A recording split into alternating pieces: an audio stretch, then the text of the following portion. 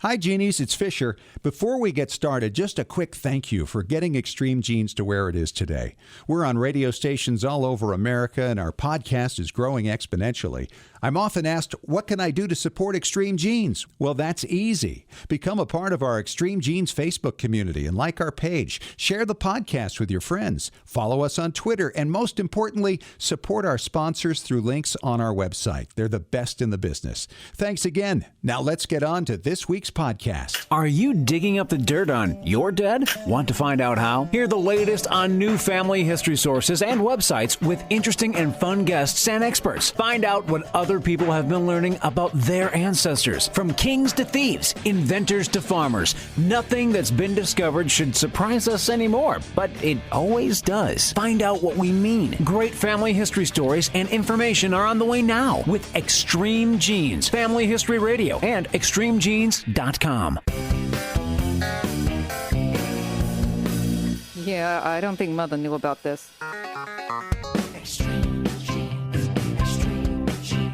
Uncle Marvin was strangled by his own beard.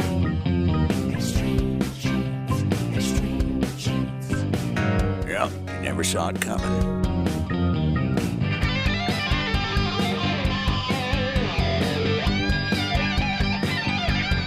The greetings, Genies, across the fruited plains, and welcome to another edition of Extreme Genes, America's family history show. I am Fisher, your radio root sleuth, on the program where we shake your family tree and watch the nuts fall out.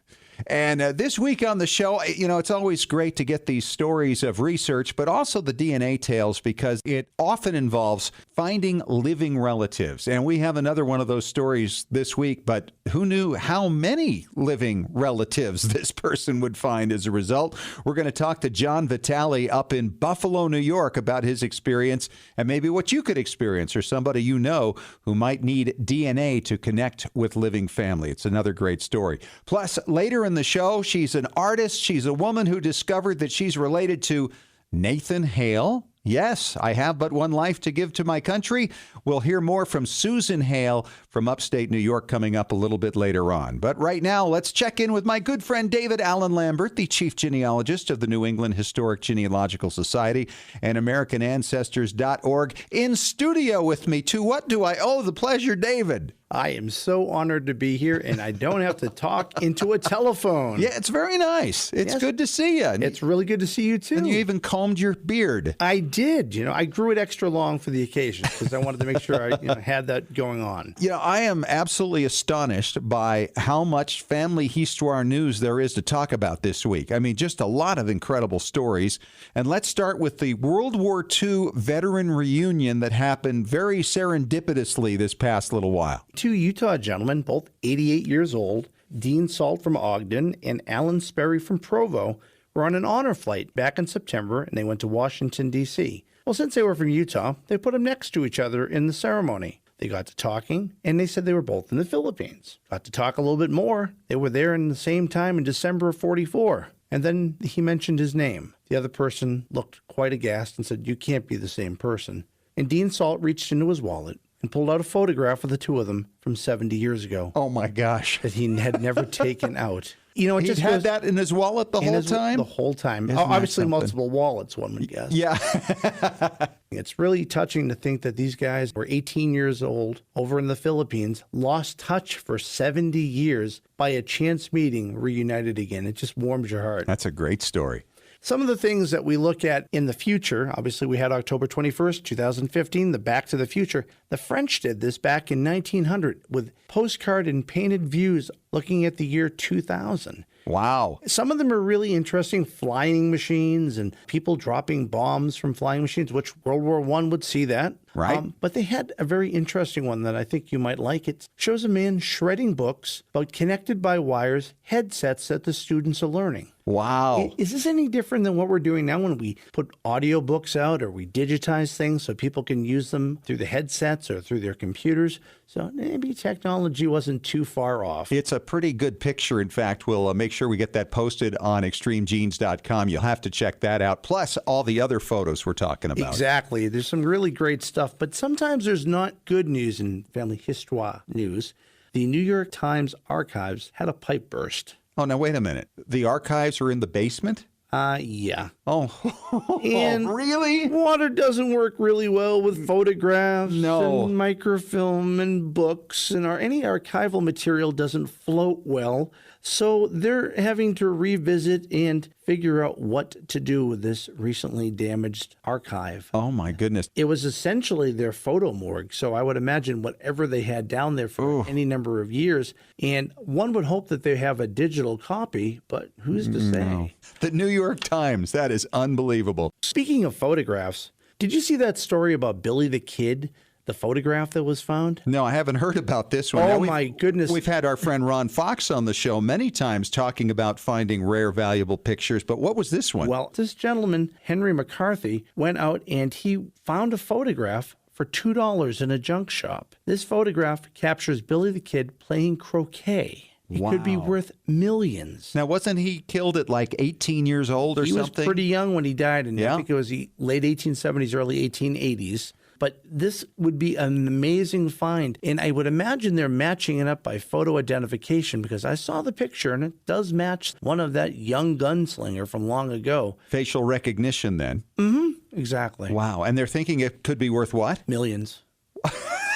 To the right buyer, there's a price for everything. Well, that's right. And, for the expert who identifies it, there go the rewards. And that brings me to my tech tip.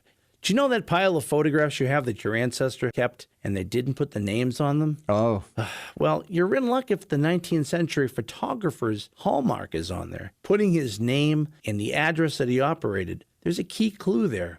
Based upon your research as a genie, go and look at city directories. See when that photographer was residing in New York or Philadelphia or Boston or Iowa, and try to figure out when he operated that studio and does it fit into the age of the person in the photograph. So that's my tech tip, and maybe you'll find $1 million photograph, or it's going to be worth $1 million when you figure out it's your great-great-grandmother. And that brings me to valuable things that we try to find every week in American ancestors. And this time we're putting Finland records of baptism, marriages, and burials from the 17th century to the early 20th century. And again, Fish, this is just a wonderful collaboration we have with FamilySearch.org to bring this great material out to our users from American ancestors. All you have to do is become a guest user, and it's there for you. all right. And they go to AmericanAncestors.org. And they become a guest user for free, and you're entitled to these. And every week we'll announce a new database that you can try out. It's a wonderful way to test drive American ancestors. All right, David, great stuff. A lot of great family Histoire news this week. And thanks for coming in studio. It's good to see you, buddy. I hope that I can come back and do it again real soon. Okay, we'll see you soon. And coming up next, we're going to talk to a man from Buffalo, New York, who has been missing family his entire life, but he's found it now. Oh, has he found it? Wait till you hear his story. It's coming up in 3 minutes on Extreme Genes, America's Family History Show.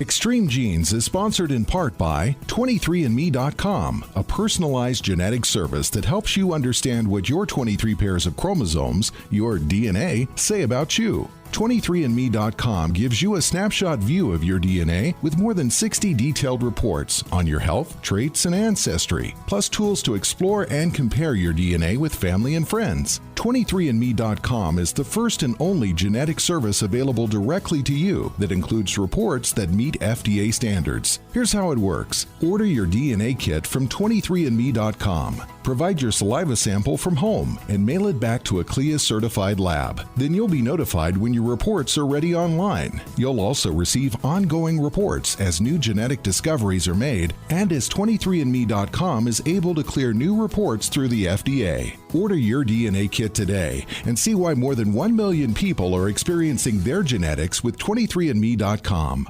Hi, Genies. It's Fisher. So excited to tell you about our very first Extreme Genes Family History Cruise, September 13th through 18th, 2016. We'll be leaving out of Boston on Royal Caribbean with stops in Bar Harbor, Maine, St. John, New Brunswick, and Halifax, Nova Scotia. On days we're at sea, join me and David Allen Lambert, Chief Genealogist of the New England Historic Genealogical Society and AmericanAncestors.org, for lectures and roundtables on several genealogical topics. See where your patriot ancestors fought in the Revolution or where your loyalist ancestors claimed their new homes. For pricing, go to our Extreme Genes Facebook page or visit extremegenes.com. Now is the time to make your reservations because when the cabins are gone, they're gone. Call Robin at Columbus Travel at 1-800-373-3328, extension 1010. And be sure to ask her about our special pre-cruise excursion in Boston. David and I look forward to seeing you. Here it comes, the 6th Annual Roots Tech Conference in Salt Lake City, Utah, February 3rd through 6, 2016, at the Salt Palace Convention Center. The conference, hosted by Family Search International, is the largest family history and technology conference in the world. This year's theme will be celebrating families across generations. It's the perfect place to be inspired to discover, preserve, and share family connections and stories across generations, past, present, and future. At Roots Tech, you'll find some 200 engaging classes with experts from all over the world. Enjoy daily sessions with well-known keynote speakers and learn all about the new tools available to help you in your journey in the massive exhibition hall. Passes start at $29. For more information and to register, visit rootstech.org. Hope to see you February 3rd through 6 in Salt Lake City, Utah.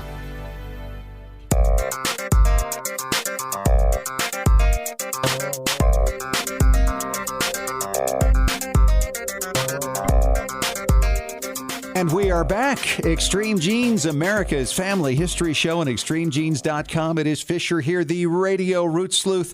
Always enjoy hearing your stories of discovery from the distant past or the not so distant past, as is the case with my guest right now from Buffalo, New York. John Vitale is on the line with me. How are you, John? I'm doing well. Thank you, Scott. Boy, what a journey you have been on. I mean, you were orphaned at 10 years old. Tell us a little about that background. Yeah, it is an interesting story. I don't recall my father. I do remember a little bit about my mother. And at 10 years old, she died, unfortunately, because of cancer. And we went from my brother, who was a half-brother, and I went to our family in a suburb of Buffalo named Lockport for a while. And because we didn't have a lot of money, the family tried to put us up for a while and ultimately had to give us up. We went to an orphanage. And we went to the orphanage without any knowledge of my father and very little about my mother, with no family contact. That sounds tough. It was difficult. So I grew up, my brother and I grew up for about 50 years or so, not knowing our family. And then through a moment of serendipity, it turned out that a friend of ours was able to put the clues together on Thanksgiving Day and recognize that he knew who our family was. Really? Now, what did he do?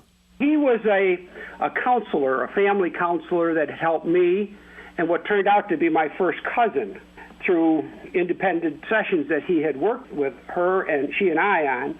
And ultimately, he was able to put together the dots and was able to tell us who our family was. Oh, wow. And I remember the call that I got because I spoke with what I now know is my first cousin, but I had forgotten much about her. That was my way of dealing with the death of my mother and lack of family, et cetera. I blocked out a lot of memories. Yes.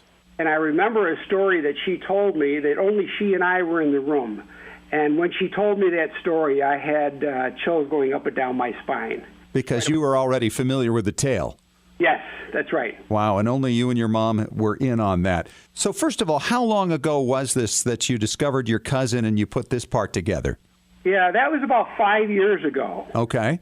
We made this acquaintance again with our family, and since then we've been doing a series of discovery events, if you will, and found that we had, in fact, cousins here in the western New York area, but also out in San Francisco, out in Phoenix, out in Oregon. And then we had a couple of reunions here in town where we had a chance for everybody to meet us and for us to meet the family. That had to be quite an experience for somebody who had no family for so long. Exactly right. My wife has 6 brothers and sisters, and we always referred to her as having a large family. Well, I've surpassed that many times over. Now, you did this all with paper trails? We did, yes. And to some extent, as we made contact with other cousins, they had information that led to other information. Right. As the way it always is. That's why it's so important to network within families to do this stuff.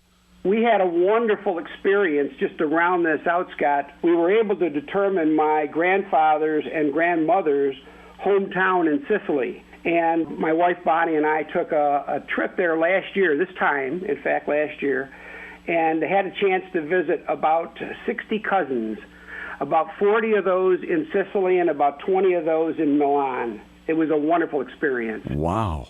So you've really been on the trail here for the last few years. Have you gotten into the DNA thing yet? Well, in fact, I'm glad you asked that because I've wondered, having found so much on my mother's side, I wondered about my father. I had absolutely no information about my father. And I did do DNA testing, and much to my surprise, I came up with a granddaughter. And it said the granddaughter was born when I was 12 years old. Wow. She wasn't a granddaughter. It turns out she is a half-sister, and she's here today. She's here right now? Who have you got there? I have Rhonda here. Rhonda? Hi. How? Out of the blue. Out of the blue. And you're the grandchild that he had when he was 12. Oh, fantastic. Talented at 12 to be able to have a grandchild. That is unbelievable. So you got in touch with Rhonda, John, and Rhonda, what was that call like?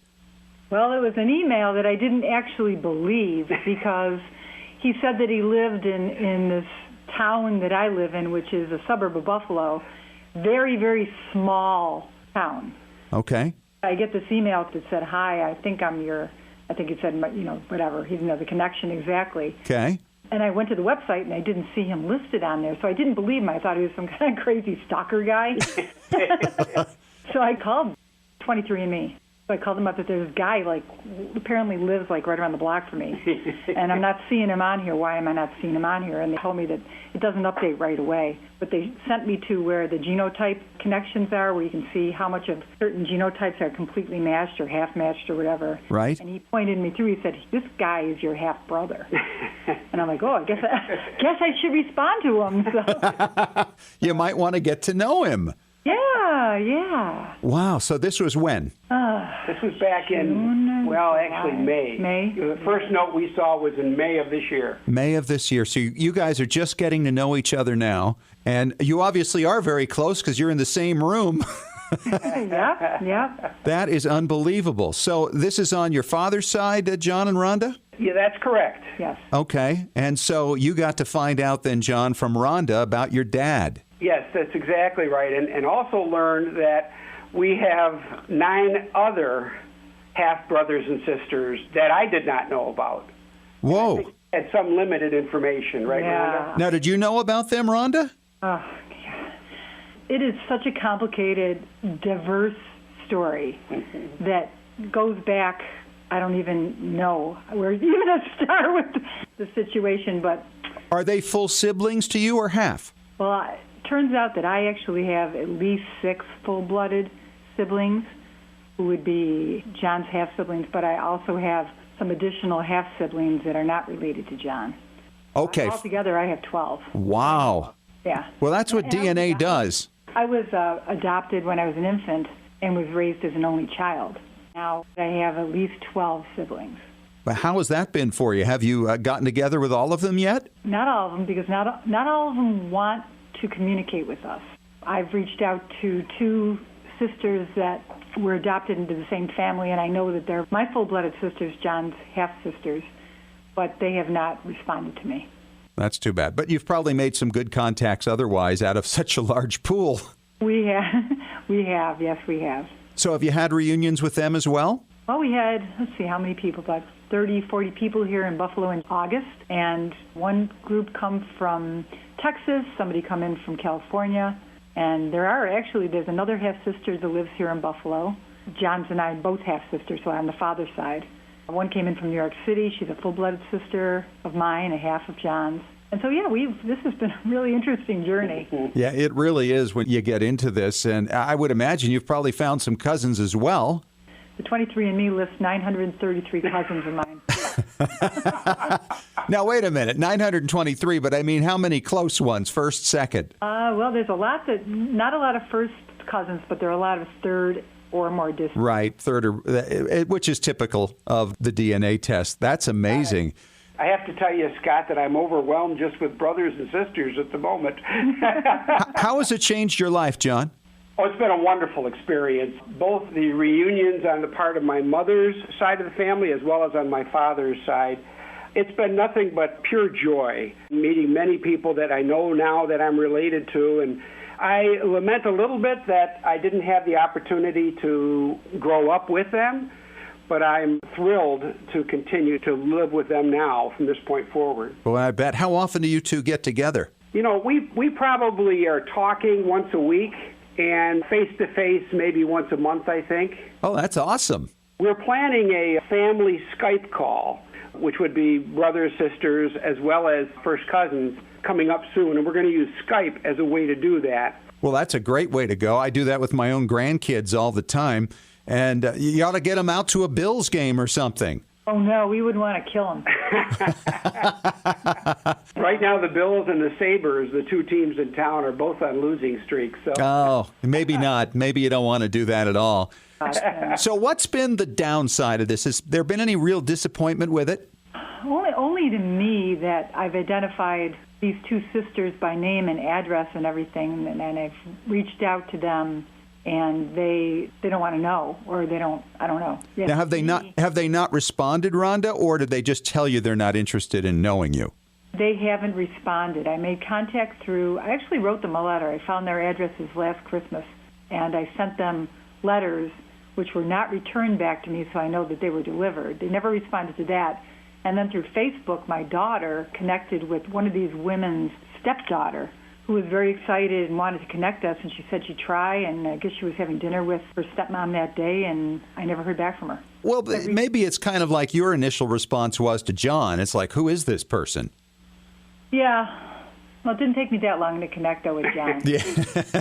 Well, it sounds like you're pretty good friends. Yeah, we are. It's been yes, great. Absolutely. Well, that's exciting stuff, you guys. Congratulations on the find. Another great victory. And what's the next phase for you guys? You're doing a lot of work. Are you writing a book about the family? Are you putting together all the trees? What's happening? Well, we've already put together the trees, and there are 3 of them right now just to contain the family that we know of at the moment. And yes, we are, in fact, writing a book because I think it's a compelling story on both the mother's side, the father's side, Rhonda and one of her half-sisters coming in from Germany. There's many, many twists and turns. Isn't that fun? And you know, you can self-publish now, so it makes it really easy to do, even if you're just making the book for your own family. Exactly, and that would be the intent. Well, John and Rhonda, thank you so much for coming on the show and sharing your story, and congratulations and best of luck. Thank you, Scott. Thank you. Hey, have you ever wondered how the discovery of family history can influence and inspire people in their lives? Well, you got to hear the story of Susan Hale coming up next from upstate New York in 5 minutes on Extreme Genes, America's Family History Show.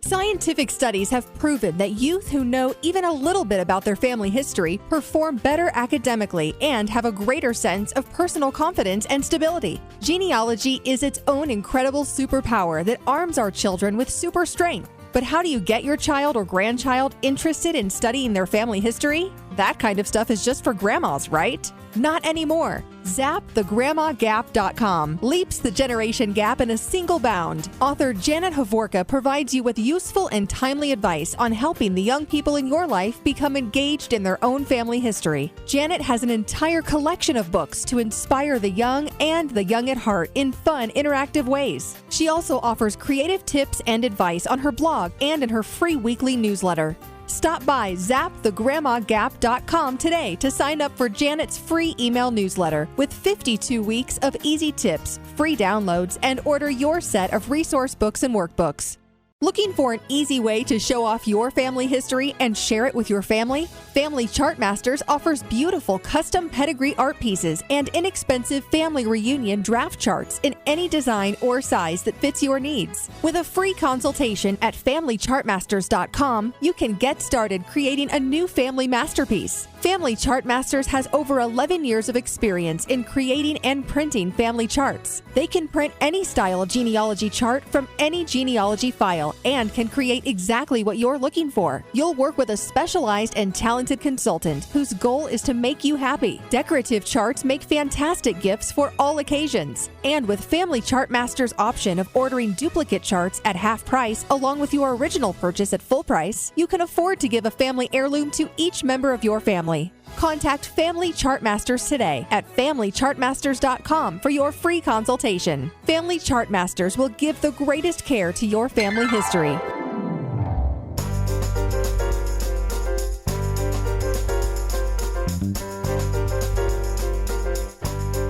And welcome back to Extreme Genes, America's family history show on ExtremeGenes.com. I am Fisher, the radio root sleuth. And it is fascinating to me the way family history can influence a person's life and the direction they take and how they feel about who they are, their self-identity. I think this is certainly the case with my next guest, Susan Hale. She's an artist from near Albany, New York. Hi, Susan. Welcome to the show. Hello. How are you doing? Doing great. I heard about your research and how you kind of got into finding out about your ancestry. And the name Hale is kind of a big one in this country. Edward Everett Hale is your direct ancestor, is that right, from Boston? Yes, he's my great-great-grandfather. What was some of his story for people unfamiliar with it? Basically, he was this minister in Boston, First Church of Boston, for like 30 years. After being a minister in Boston, he was the chaplain of the U.S. Senate. One person asked him, Dr. Hale, do you pray for the senators? And he goes, no, I look at the senators and I pray for the country. And I always thought that was pretty funny. I didn't really know a whole lot about him, but just by doing this show in Boston, it made me want to find out more about him. So just recently I found out that he was an abolitionist and that he did quite a bit in helping the Afro-Americans get back on their feet, getting educated. He was very concerned and believed that everybody should have the same education. So he did quite a bit for that. You learned about that when? Well, let's see. My uncle from Maine, he had written a booklet for our family with everyone's names in it. And so we've had this book in our family for a long time, and I just saw all the names. So it's something that kind of stuck in your mind from way back when? Yeah. Growing up in school, you learned about Nathan Hale, and I always knew that was my great-great-uncle. And so I guess I sort of grew up knowing for a long time. That you had a special family root in this country. Well, I was very proud of him.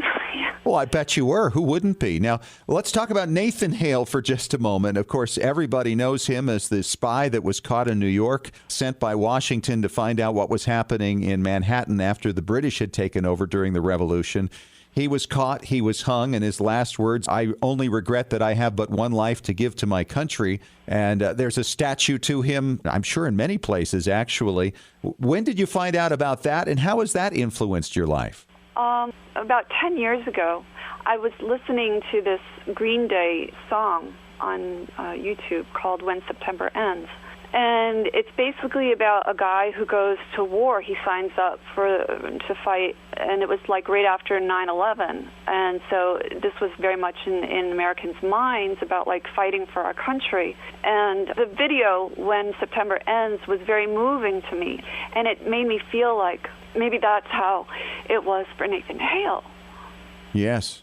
Well, he was a young man. He was, only 21 years old? Something like that. And that's exactly the video portrays a young fellow and his girlfriend, how it affected her, and how you lose people that go to serve our country. And I guess I just felt very strongly about that. And it suddenly touched your heart a little bit more. Nathan became a little more real to you, yes? Yeah, and so then after I had this vision of how, it might have been for him, then I started wanting to read more books about him. And so I got several books from eBay and a collection of about 20 of them, and I can sort of see how it might have been for him. And so I wrote it down in a screenplay format. Now, have you actually gone out trying to market the screenplay? No, but it's funny. When I was at the event last week in Boston at the New England Historic Genealogical Society, at a dinner there, they were celebrating Nathaniel Philbrook's work, and his latest book that he's written was Into the Sea, and Ron Howard is making a movie of his book right now. Yes. So afterwards I spoke with him and I said, how did you get your book to him? And he goes, well, it's a long process. And I guess probably his agent submitted it to them. Sure. So, I hope maybe someday somebody will take a look at my screenplay. Now, you have an artist in your background as well, I understand. Yes. When I was at the National Arts Club in New York City, I was standing in the middle of this room.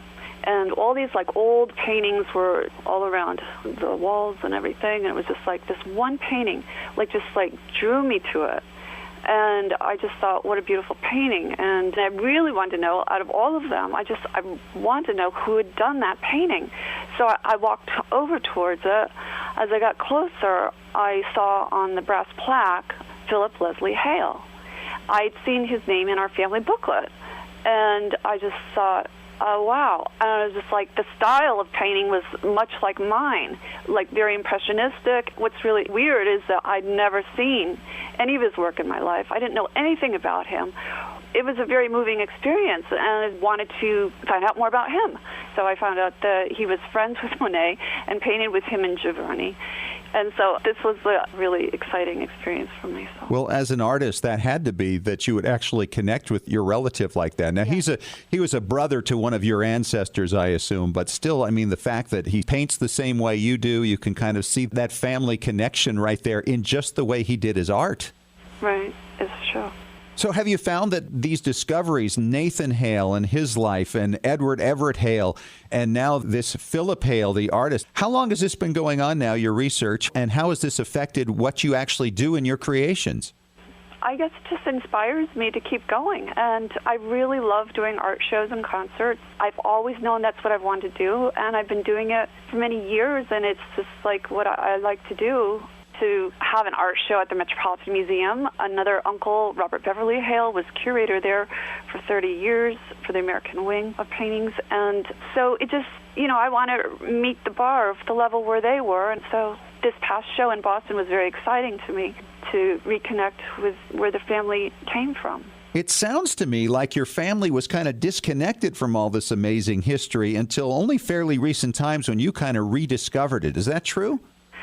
Yeah, it's kind of interesting. My great-great-grandfather, Edward Everett Hale Sr., then his son, Edward Jr., was born in Boston, and he came to New York in 1895, and he was the English professor at Union College in Schenectady, New York, which is where my grandfather grew up on the campus there in Schenectady. My grandfather wanted to go out west and get a farm. So he got a farm in Wyoming, and that's where my father grew up during the Depression. Then when my dad was 18, he wanted to come back east to go to school at Union. He rode a motorcycle across the country to go to school there, and that's where he met my mother, and so raised 5 kids. And he never was very interested in all this family stuff. He could care less, so what? So you kind of felt isolated then. You didn't really know any of the extended history or maybe even many other relatives. Exactly. I felt it was disconnected, and I have always wanted to reconnect. And I feel through many years I am getting reconnected with my family. Well, it sounds like family history has really impacted you in a major way. I'm very proud of them. Well, Susan Hale, thank you so much for coming on and sharing your history. It sounds like this has really had an impact on you, and good luck with your art. My website. Yes, let's talk about that. I wanted to send people there. It's SusanBHale.com, and you can see her amazing artwork. Thank you. All right. Thanks, Susan, for coming on. And on the way next, our good friend Tom Perry, the Preservation Authority from TMCplace.com, returns. He's going to actually forego some of his own business to teach you how to preserve some of your own audio at home. A little alphabet soup lesson coming up for you in 5 minutes on Extreme Genes, America's Family History Show.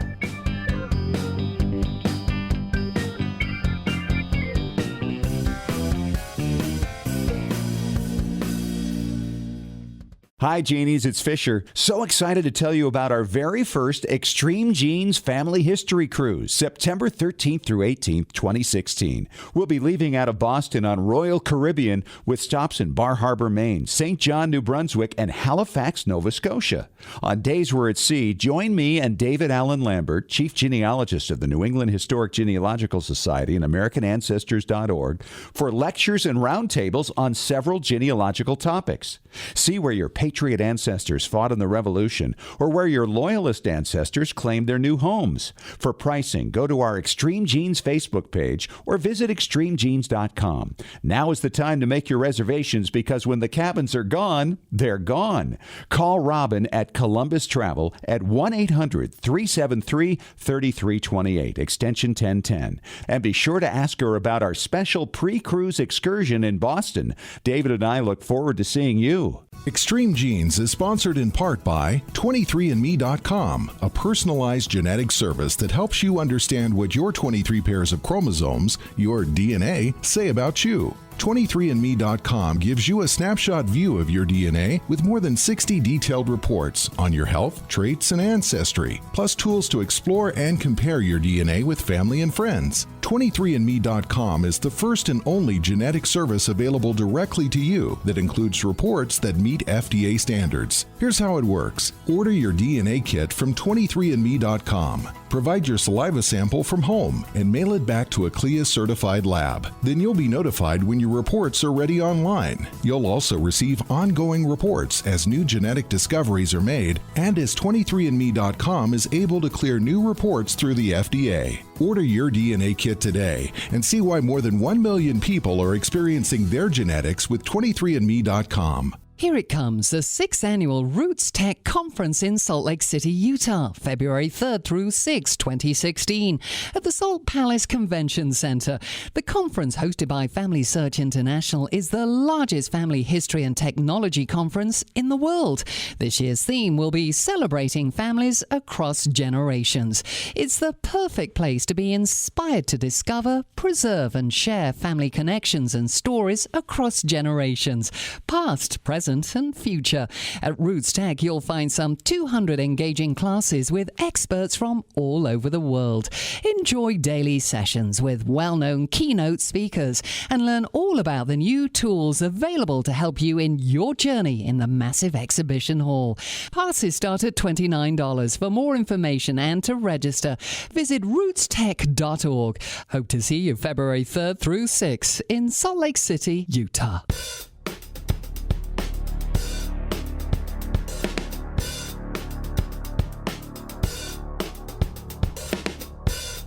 Oh, are we really going there? We are really going there. Alphabet soup. Hey, it's Fisher here, and we are back. Extreme Genes, America's Family History Show, with Tom Perry from tmcplace.com. He is our preservation authority, and you're right. I mean, it's time for a little education. Exactly. About this whole alphabet soup thing. And this is important stuff, because if you're looking to a lot of do-it-yourself projects involving digital items, well, this is where we've got to start. And certainly all the things you were telling me off air, I don't have any clue about half those things, Tom. So educate me. Okay, it's really crazy. And pull out some paper and a pen or pencil. If you're driving, just ignore this segment until you get home and download it off iTunes or something.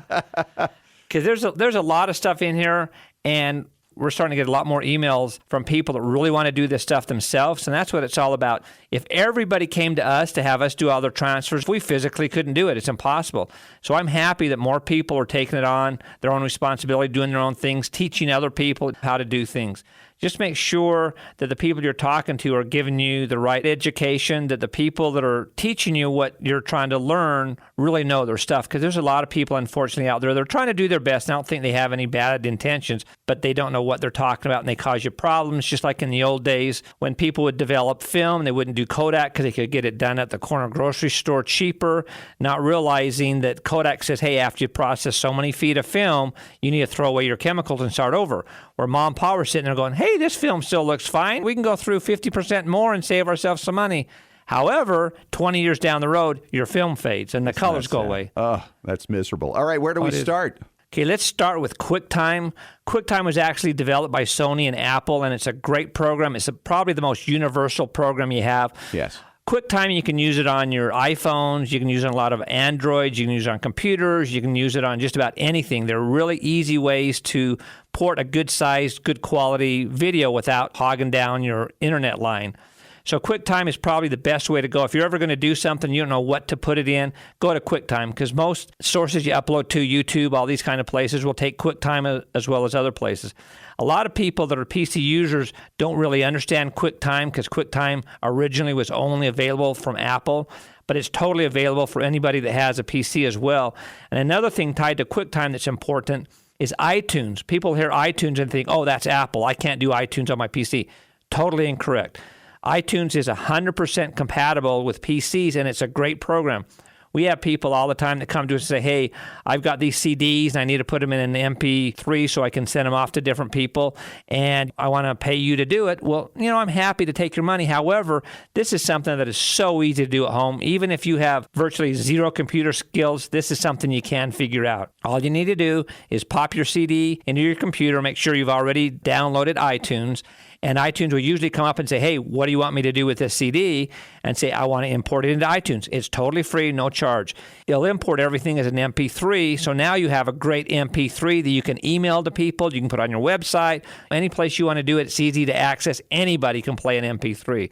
Now, we have people that are just the opposite. If you have some MP3s that somebody in your family has sent you of, Aunt Margaret's funeral or different things like this, and you want to be able to put these in a normal CD to play in your CD player in your car, you're going on a long trip, and you want to listen to some old family histories that are only available to you on MP3s, you go to one of the drop-down menus on iTunes after you've loaded all these into iTunes, and there's a thing that says Create CD. And so that will go and turn it into what we call an AIFF file, which will make it a playable CD that should play in your car for a long road trip. That's a great way to not only preserve your family history, but let all the family know about it. Instead of playing, Disney movies in your car, whatever, DVDs, play some old funerals, play different things just to get to know people. Because funerals excite everybody. They do. That's funny that you mentioned that. We do a lot of funeral transfers, especially from the old reel-to-reels, and some of them are actually hilarious. It's based on your culture. Some people have a party when it's a funeral. Other people, like a wake. Other people, it's just a sad time. But the good thing about it is you learn about them. Even people in your own family that you grew up knowing, maybe even your grandmother, you listen to her funeral, you're going, wow, I didn't know that about Grandma. I didn't know she did that when she was little. It's really, really awesome. In the next segment, we'll go into a little more detail on some of the other alphabet soup acronyms. All right, coming up next in 3 minutes on Extreme Genes, America's Family History Show.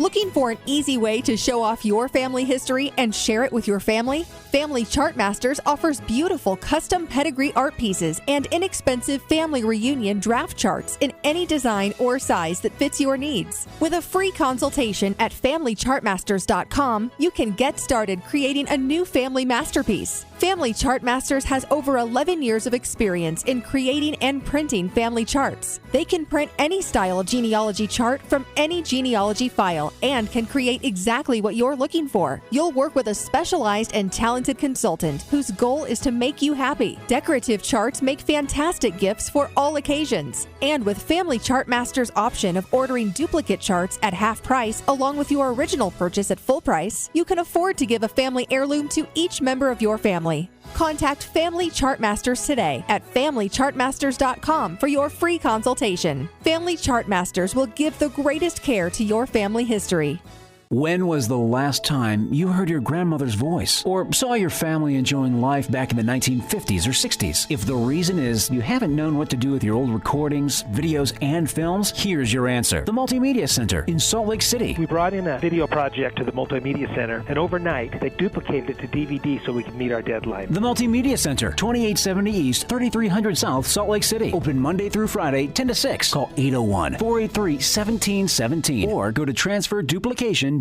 Scientific studies have proven that youth who know even a little bit about their family history perform better academically and have a greater sense of personal confidence and stability. Genealogy is its own incredible superpower that arms our children with super strength. But how do you get your child or grandchild interested in studying their family history? That kind of stuff is just for grandmas, right? Not anymore. ZapTheGrandmaGap.com leaps the generation gap in a single bound. Author Janet Havorka provides you with useful and timely advice on helping the young people in your life become engaged in their own family history. Janet has an entire collection of books to inspire the young and the young at heart in fun, interactive ways. She also offers creative tips and advice on her blog and in her free weekly newsletter. Stop by ZapTheGrandmaGap.com today to sign up for Janet's free email newsletter with 52 weeks of easy tips, free downloads, and order your set of resource books and workbooks.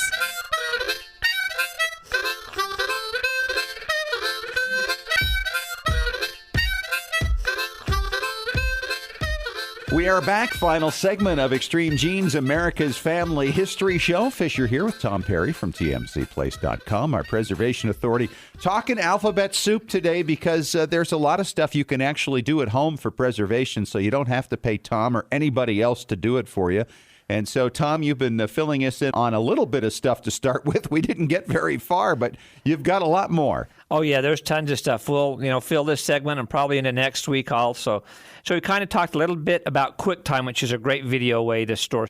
We've talked a little bit about MP3s, explaining MP3s and AIFFs to you. MP3s are a digital format that's more for like using on your iPhone, your iPods, emailing.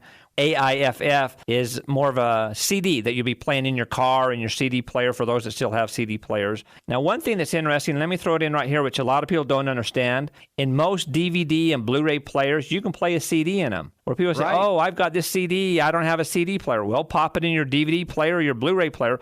Of course, the TV is going to be blank. It'll be either black or blue, depending on how you have a screensaver. However, you can listen to your CDs that way, and it's usually a great way to listen to them because most people with the big TVs have great sound systems hooked to them. Sure. Could be all through the house. Oh, absolutely. And one thing that people have said to us is, hey, I've got this old CD that I had transferred from a reel-to-reel, and I put it in my DVD player, and the audio only comes out of one channel. That's because back in the day, it was mono. You could choose between mono and stereo, where nowadays everything's stereo, super stereo, Dolby, all this kind of stuff. Or two-track mono. Oh, yeah. Oh, absolutely. And if that really bothers you, you can usually run down to Radio Shack or any kind of electronics store and get what's called a Y connector.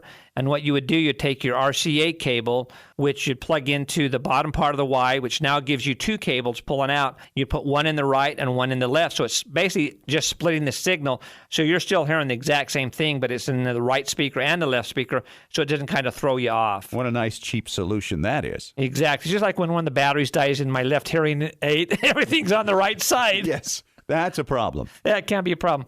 So that's one way you can get away from that. Now, the next letter in alphabet soup, which a lot of people get confused, what's the difference between an MP3 and an MP4?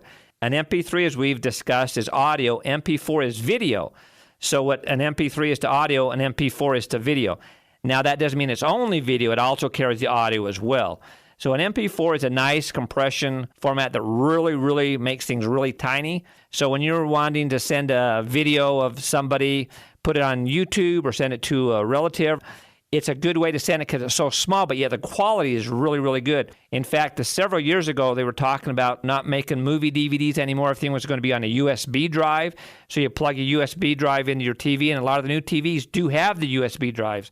So if you have MP4s, most of the new widescreen televisions will have a USB port. You can plug that right in, and you can play right from your USB drive, which is incredible video and amazing sound. Wow. So that's a real good way to do it. People that are trying to transfer their own videos have bought different kind of boxes that do the transfers, and they say, hey, I've got this real high-end Blu-ray that I want to transfer to something else, and the HDMI only has an out port. Why doesn't it have an in port? Well, the problem with that is it's all copyright issues. They're trying to keep all of us honest. So what they've done is they built things into it where you can't actually use an HDMI out into a recorder in, because you could take any DVD and make a copy of it and it'd be pure and beautiful. So basically what we're going to do next week is talk a little bit more about this alphabet soup, get into some more different kind of connections on the back of your TVs, your VCRs, and find out why X and Y sometimes don't work together. Well, and hopefully we'll save you a little money in the process so you can do these things on your own. Exactly. You can do it yourself, save some money. All right, great stuff. Thanks, Tom. We'll see you again next week. We'll be here. Hey, that wraps up our show for this week. Thanks once again to John Vitale and his half-sister Rhonda, who only just met a few months ago due to DNA testing. In fact, they've got a lot more siblings that they've come across as a result of that. And to Susan Hale talking about her amazing ancestry and how it's affected her life, including her great-great-great-great-great-uncle, Nathan Hale. Catch the podcast if you missed it. Talk to you next week. And remember, as far as everyone knows, we're a nice, normal family.